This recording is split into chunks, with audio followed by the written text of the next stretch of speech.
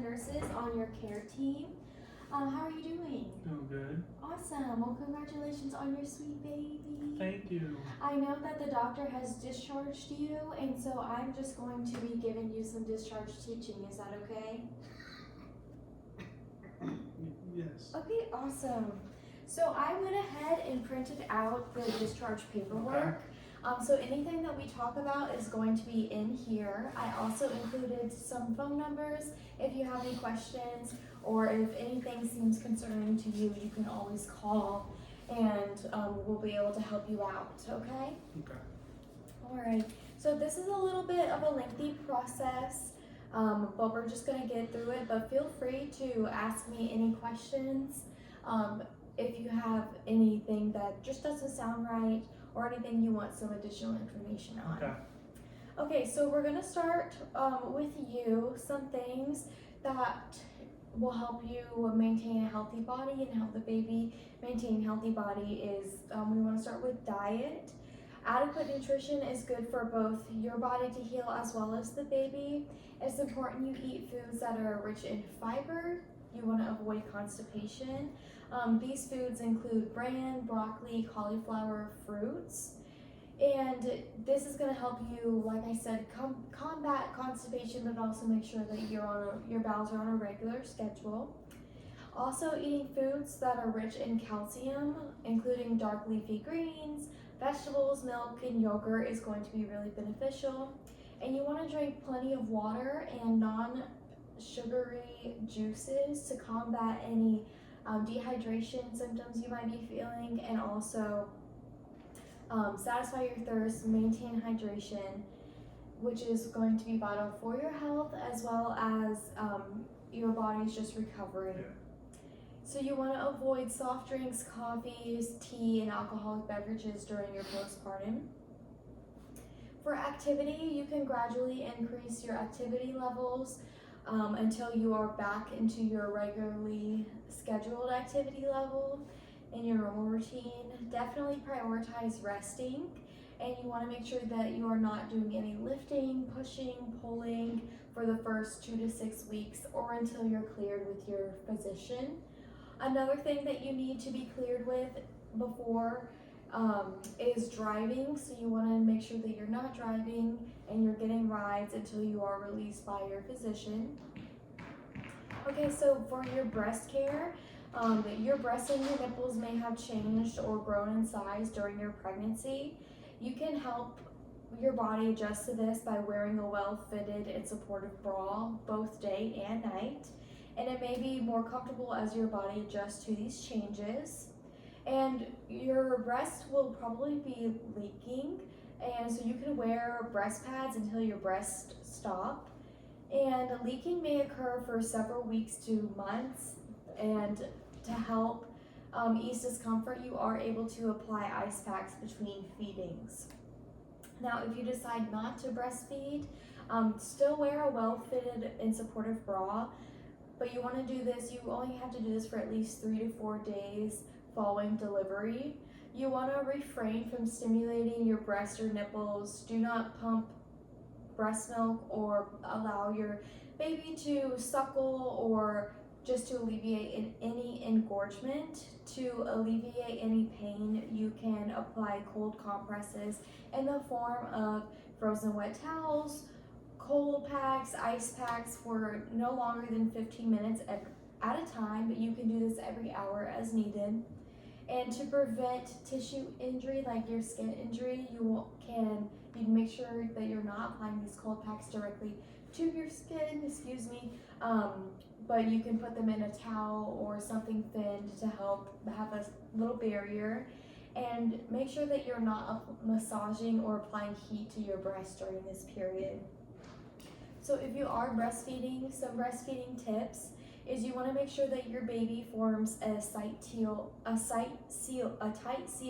around your breast whenever they're feeding. The lip should be against the areola, not the actual nipple. And if the baby is suckling incorrectly, you can slide a finger between your areola and the baby's lips to break the suction very gently. you can reposition and try again. And for the time that you should be nursing, you want to nurse as long as the baby wants. This is typically around 10 to 30 minutes. However, when the baby is first born, they are going to be wanting to feed a lot more frequently throughout a 24-hour period, but with like less time per feedings. It's important for the health of your breast and to have your infant feed from both breasts every time. Some good signs that you're nursing well is you can hear your baby swallow and you don't hear any clicking sound with it. And you can see movement from the baby's ears actually. Sometimes they even wiggle. It's very cute. And you want to make sure that you're not seeing dimples in your baby's cheeks. And you and the baby should appear calm and relaxed during the feeding. And you shouldn't feel any tugging at the nipple, or you should feel some gentle tugging, at the nipple, but no pain after the first few minutes. If you do feel pain, it may mean that the baby is not positioned properly and that the tongue does not extend past the baby's lower jaw. You can always remove and try again, and of course, there's some numbers that you can call if for some resources if things continue to persist that way. Okay. Do you have any questions for me right now? I guess my main concern is no to not have questions. Okay, great. All right, so moving on to hygiene. You want to make sure. I'm sorry.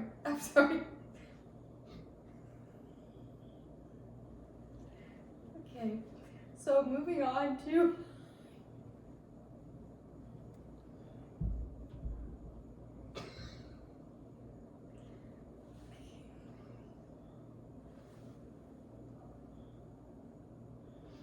So good.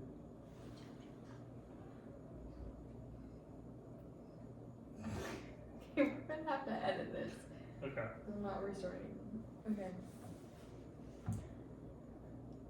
We're almost there. Okay. Okay, so moving on to hygiene, you want to wash your hands frequently as you are caring for yourself. It's important to prevent infection, so whenever you are using the bathroom, always wipe from front to back after going to the toilet and clean your bottom with a warm tap water using the Perry bottle that's provided for you. Use this both after you urinate or have a bowel movement, and you are probably going to be using some kind of padding to catch any leakage after you give birth, so make sure that you're changing that pad frequently. For bleeding, vaginal flow will decrease in the amount from bright red to pinkish brown, or to a brown or yellow or even cream color. And your menstrual period may occur as early as 6 weeks to 2 months after the birth of your baby. For bowel movements, we've talked about this a little bit. You definitely want to avoid constipation. You can prevent this with increased fluid and fiber in your diet, but you may also take a mild laxative or stool softener until your bowel movements have returned to your normal pattern. For birth control, this is something that you are going to want to discuss with your healthcare provider. You may choose to obtain a method of birth control before returning to sexual intercourse. With sexual intercourse, you want to avoid anything going into the vagina for the first 6 weeks after discharge. And sexual intercourse should be avoided until the bleeding has completely stopped and that you feel emotionally and physically ready to proceed. So these are some of the preventative things, but now I want to talk to you about warning signs that you want to call us for, or you want to seek help from a healthcare provider immediately. So any pain, redness, warmth, swelling, drainage, or a foul smelling discharge from the incision or the incision sites, if they begin to open, you want to be watching the drainage, whether that be from if you had a laceration tear or from your C-section. Any discharge from your vagina that has a foul odor, if you have severe headache or blurred vision or any visual changes, if you have a temperature over 100.4 degrees Fahrenheit, or if you feel cold or feverish or feel like you have the chills, any thoughts are harming yourself or the baby, pain or burning sensation, redness, warmth, or swelling in your legs, breasts that are painful, swollen, hot, itchy, or have sore spots or redness or red streaks and have flu-like symptoms, any sharp pain in your abdomen, breast, or chest, trouble breathing, dizziness, or faintness, crying spells or mood swings that feel out of control, unable to empty your bladder or urinate, or urination that is painful, difficult, or too frequent, or if you have difficulty having a bowel movement. Another thing that is really important, but it definitely is sensitive, is domestic violence. We have provided a call number. You can call 1-800-96-ABUSE, and they're going to be able to help you out, and we strongly encourage mothers to use this, and because we want them to know that you're not alone, and any violence or abuse against you or your baby is not tolerable, and so we can help you with that as well. So now we're going to talk about some safety measures for your infant. For sleeping, you want to place the infant on his back to sleep. Use sleep clothing such as a one-piece sleeper instead of a blanket. Do not let anybody smoke around your infant. Use a firm mattress in a safety-approved crib covered by a fitted sheet. Car seats and other sitting devices are not recommended for routine sleep. You want to avoid using pillows, blankets, or pillow-like bumpers in your infant sleep area. Wedges and positioners should not be used. Keep soft objects such as stuffed animals or loose bedding out of your infant's sleep area. The baby should sleep in the same room as the parents, but not in the same bed, and avoid covering the infant's head for overheating. A bulb syringe is really useful. You definitely want to keep a bulb syringe around the infant at all times to clear the infant's throat or nose if necessary. You want to clean the bulb syringe as well with soapy water and warm water after each use, and you want to allow this to air dry.